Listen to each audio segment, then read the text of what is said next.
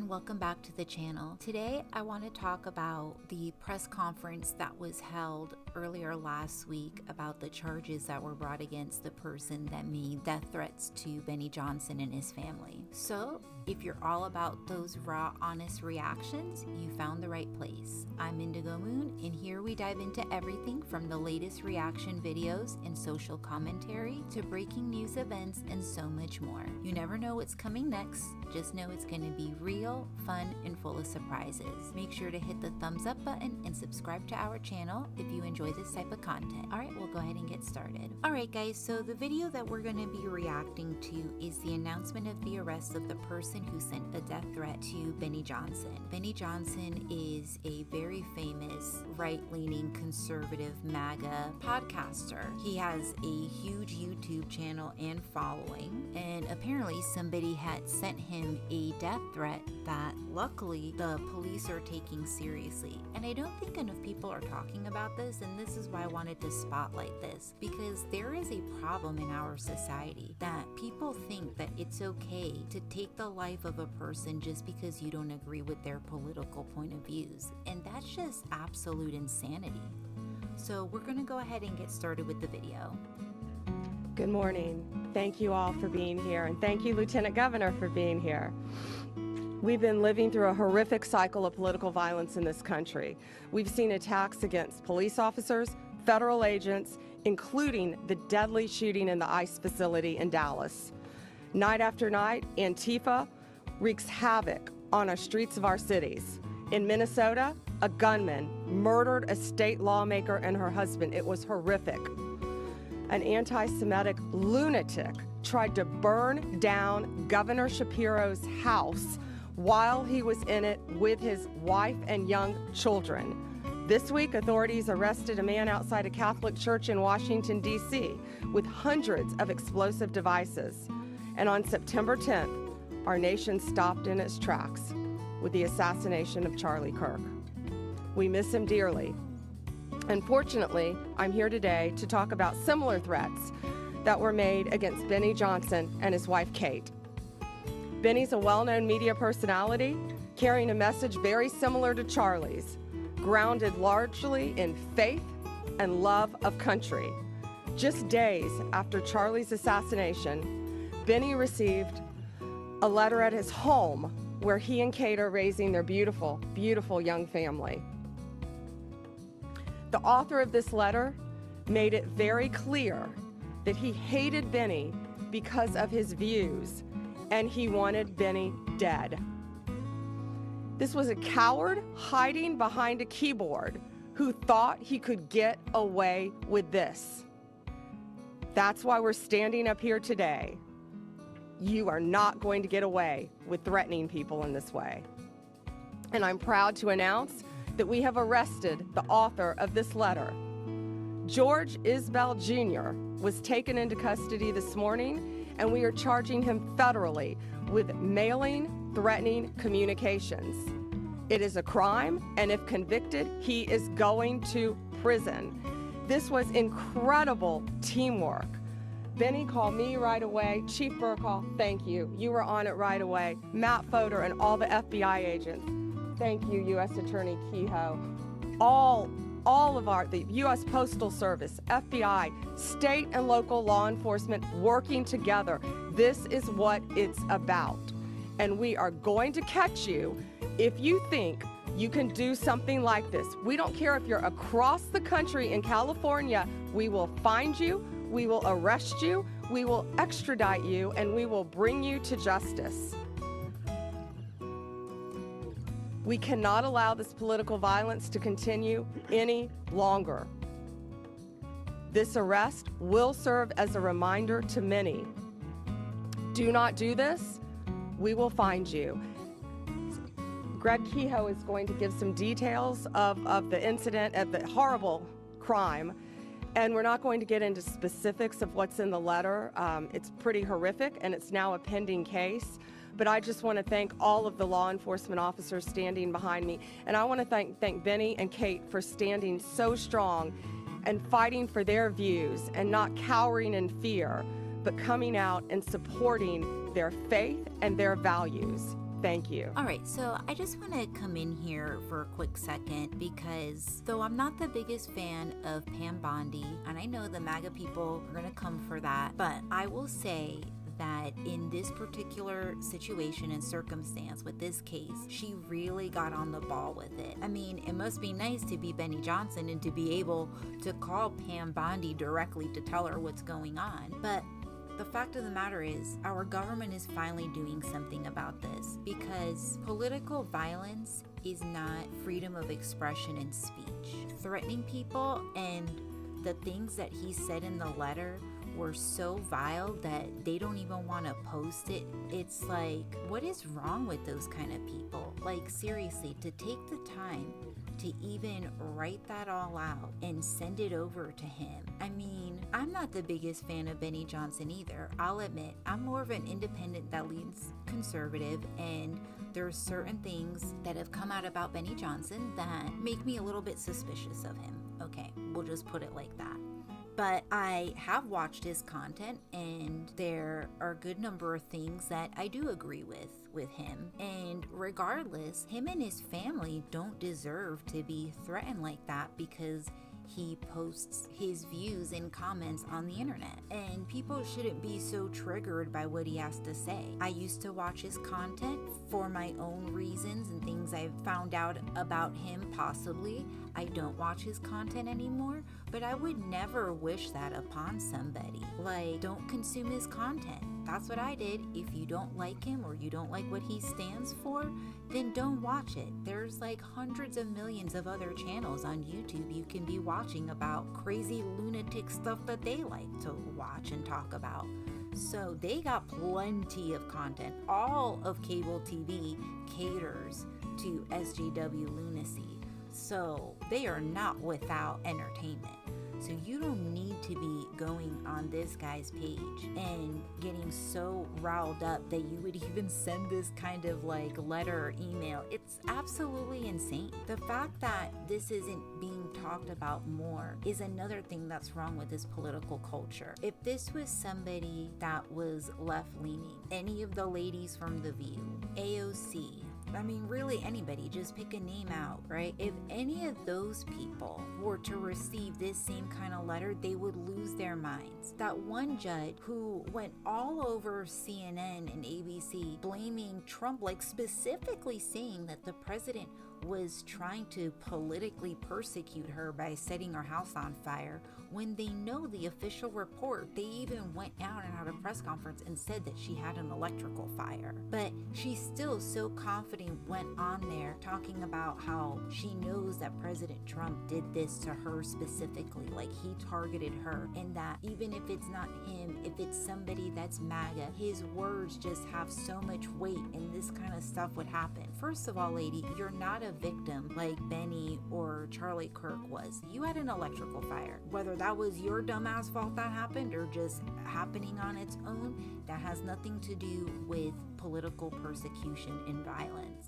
And then to so confidently blame Trump and say that his words are sending people out there, yet it's people like Benny and Charlie and really anybody that is not an SJW, TTW lunatic gets death threats, and that should not be acceptable. And I'm glad that Bondi is doing something. I'm glad that they're making an example out of this guy, and to show that our government no longer is going to stand for that. And I'm already just waiting to hear people on the other side saying that, oh, now people who don't agree with conservatives are going to be persecuted and all this kind of nonsense. I'm just waiting for it. Thank you, General. Just preliminarily, I'm Greg Keo, the U.S. Attorney for the Middle District of Florida. I just want to introduce some of the individuals that are here at the podium so you can put names to faces, and they have all participated in this. As the General just said, this was a coordinated effort. In my far right is Rodney Crawford. He's the Assistant Special Agent in charge of the FBI. Next to him is Blad Rojo, who is the Inspector in charge for the Postal Service, and Mark Glass is behind me. Right behind me, he is the Commissioner of FDLE, and last but certainly not least is Chief Lee Burkall of the Tampa Police Department. Often we talk about coordinated, organized efforts by law enforcement to get something done, and I will tell you this is a textbook example of that. This letter came in to Mr. Johnson and his wife. We immediately contacted the Tampa Police Department. Lee Burkhaw and his folks at Tampa Police Department got on this letter right away, pulled in the FBI, pulled in FDLE. The Postal Service was able to track where this letter was sent from in San Diego in a miraculously quick period of time. FDLE turned around the fingerprints that were obtained from the particular letter to identify George Russell Isbell on this matter. And there was an arrest by the FBI who was coordinating this in outside the San Diego area in conjunction with the local U.S. Attorney's Office, the FBI in San Diego, and last but not least, the San Diego Police Department. What we have here, and you can look at the complaint that has been filed and that is before you, is a vicious, horrific letter threatening Mr. Johnson and his family, sent to Mr. Johnson's house. In the complaint that you'll see, and also it attaches Isbell's letter, he is calling for the extermination of Mr. Johnson, that he should be strangled by an American flag, that he hoped somebody blows his head off, and then some vicious comments thereafter. Ladies and gentlemen, we have been at this podium many times before, and I say this and I say it again to echo what the Attorney General has just said and what the Attorney General has said throughout the country when similar instances have come up. Such conduct will simply not be tolerated. It will not be tolerated. If you send a communication to anyone, anyhow, anywhere, where you are threatening individuals with harm, you will be prosecuted by the United States Department of Justice. And you will be prosecuted while we bring all of the joint assets of law enforcement, as you see here, the Tampa Police Department, the Florida Department of Law Enforcement, the United States Postal Service, and of course, coordinating this is the Federal Bureau of Investigation. So the word should go out, and it should be no mistake that if you decide at any point, at any time, to write such a thing and send it over the wires, or in this instance, put it in the mails, you will be prosecuted and you will be held accountable.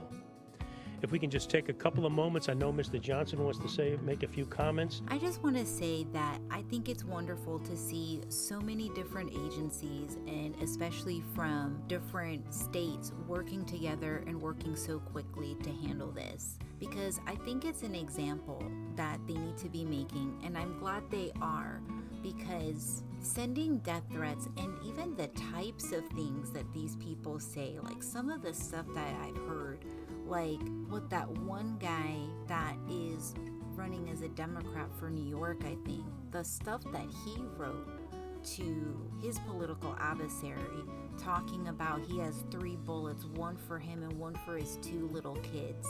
And they say it with such conviction and confidence. It's so disturbing.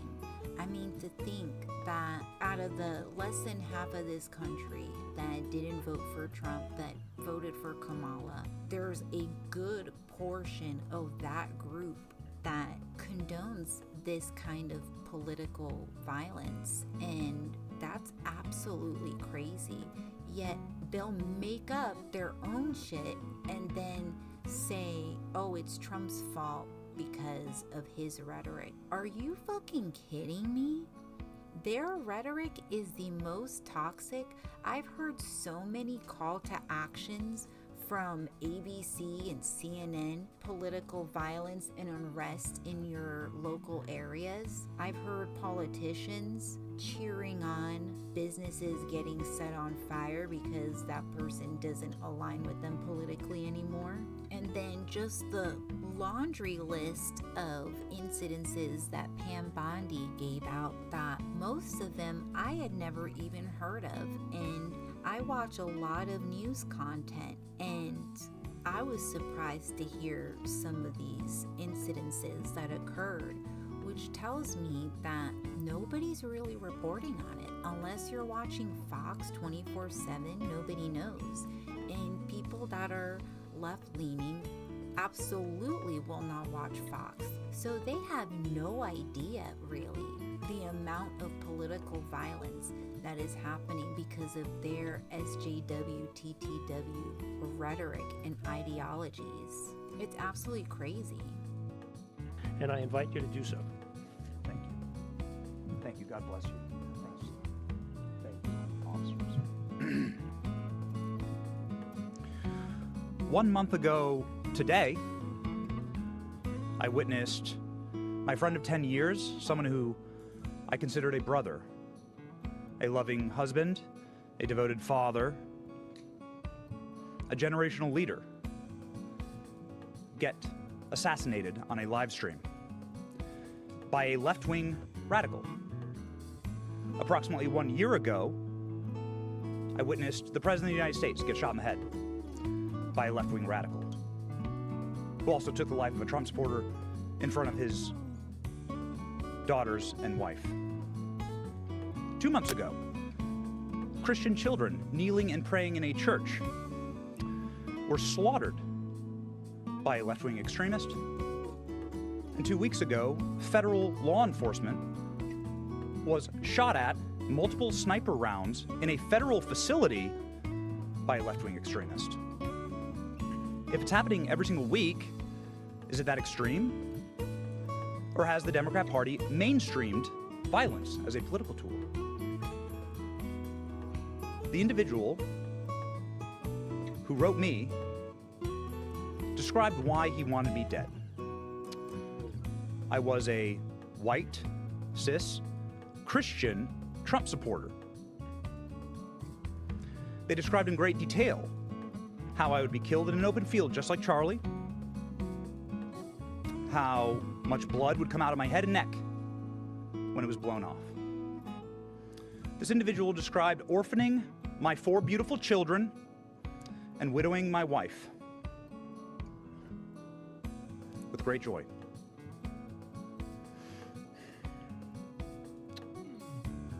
You might want to say, another left-wing radical, another extremist. And to that, I would like to direct your attention to the state of Virginia, where Democrats have nominated and are about to vote for the chief law enforcement officer in that state, a man who has done the exact same thing. An individual who's calling for the assassination by bullets of Republicans that he disagrees with. The killing of their children. The slaughtering of, as he says, little fascists. Are my 4 innocent, beautiful children little fascists? Violence has been mainstreamed by the Democrat Party. It is not extremist, it is mainstream. And we need a moment of reckoning here. This has to stop. This cycle must end. Is any Democrat courageous enough to disavow violence? To call for individuals that espouse these things, like what happened to my family, or what's happening in Virginia, to call for those kind of candidates to step down? Will Democrats vote for that? Because if you're voting for that, then implicitly you're encouraging it, you're endorsing it. I don't want political violence. I want peace in my nation. I love this country. I want to be able to debate like Charlie did. I want to be able to raise my family in peace. That is our birthright. But you cannot make peace with evil as a Christian. You cannot unite with people who want you dead. I want unity in this nation. I want to be able to agree on more than what we disagree on. But for that first to happen, we must understand the battle. We are fighting good versus evil, darkness versus light. And good must conquer evil. Do not make peace with evil.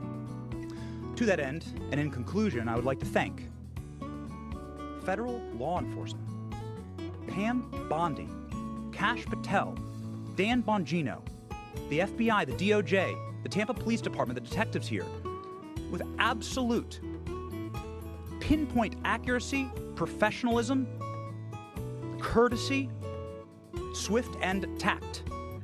They were able to act instantly in order to make sure that my family was safe. Potentially to preserve the lives of my children. And they're doing that for families all around the country in many different ways.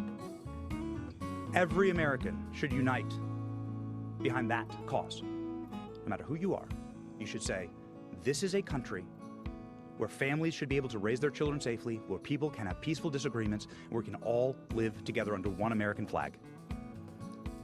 I just want to profoundly thank the Trump administration and federal law enforcement and local law enforcement for saving my family. I will never forget it. It is the greatest goodness that has ever been done to me. And that is a thing that every American can get behind. The Trump administration making America safe again. God bless them. Wow, what Benny had to say was just so incredibly powerful. I mean, everything he said he's absolutely right about, and I agree with him. I think that it's true that the Democrats have mainstreamed political violence. You can see it every day. They refuse to ever denounce the violence of a person. And I was mistaken. It was not New York, it was Virginia. Benny brought it up too. That was the guy that I was talking about too, the Virginia candidate. The things that he said, the one bullet is for him and the other two were for his children. It's just absolutely disgusting. And the fact that they had interviewed so many people like Chuck Schumer and a bunch of other Democrats, and not one of them would disavow it. It's like they're being paid to be okay with this.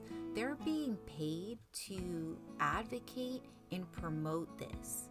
And it is written all over that political party. And I'm glad I left them when I did, because I could not stand for political violence and just all their craziness. And we'll probably never know in our lifetime or ever, but I want to know who is behind this. Who wants to see this country fall so badly and was able to infiltrate one of the two political parties of our country and be able to insert all this lunacy, and how much they're getting paid? Just curious. But on top of the mainstreaming violence, it's their vile language that's also so disturbing. Like Benny said, the person who wrote and was describing the way he would murder him and how it would affect his wife and children, and wrote it with so much joy. That's another part that is just so sickening and disgusting. And I think he is right. It's not good versus evil. It's not right versus left anymore. We have literally come to right versus wrong, because sending death threats to people you politically and religiously disagree with, whether online and in person, is not protected speech, and it shouldn't be. I also want to say it took a lot of courage for Benny to go up there and speak the way he did, especially after what happened with Charlie. And you can obviously tell he's wearing a bulletproof vest, right? Like, he never stands with his chest puffed out like that, and you can tell there's something underneath there. And I can imagine that it must be terrifying for him. And that's another issue that I have. He shouldn't be scared in wearing a bulletproof vest to go to a press conference. And the fact that they all have to start doing that now, that they all have to get extra security, because there is half of our country that is actively seeking out taking their lives and possibly even the lives of their family members, because some of these people are so disgusting, just the things that they say that they're okay with. It really is a good versus evil, a right versus wrong. We have so many people in our country that are brainwashed to think that this kind of violence is okay, that this kind of language is okay. I mean, we're taught in primary school not to speak like this, and there's consequence. And these people have gone without consequence for too long. And I'm grateful for the Trump administration and Bondi for finally taking a stand on this and start holding people accountable. And I hope people like Hassanabi are next on the list and get held accountable too. And if you'd like a video on Hassanabi, I would love to do that video and the research for it. So comment down below. And if you guys want that video, I will be more than happy to put that video together. Alright, that's going to wrap it up for today's reaction. I hope you enjoyed watching the video. If you did, make sure to hit the thumbs up and drop a comment below with your thoughts. What do you think of the video? Do you agree with my reactions, or did I miss something? I'd love to know. And if you're new here, don't forget to subscribe and turn on the notification bell so you never miss a reaction. Bye guys.